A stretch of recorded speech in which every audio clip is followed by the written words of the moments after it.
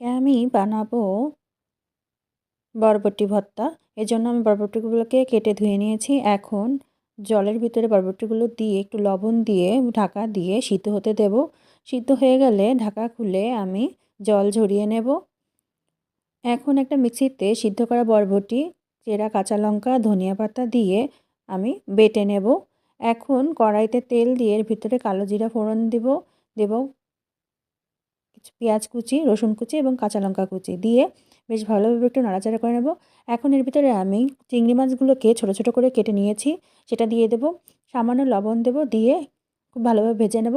এখন এর ভিতরে দিয়ে দেব বেটে রাখা বরবটি, দিয়ে আবার খুব ভালোভাবে নাড়াচাড়া করে নেব। এখন এর ভিতরে আমি দেব সামান্য হলুদ গুঁড়ো, লঙ্কা গুঁড়ো আর সামান্য কয়েক দানা চিনি। চিনিটা অপশনাল, দিতেও পারো নাও দিতে পারো। তারপরে খুব ভালোভাবে আমি এটাকে ভেজে নেব। ভাজা হয়ে গেলে এগুলোকে তুলে নেব। এই ব্যাস তৈরি হয়ে গেল আমার বরবটি ভর্তা।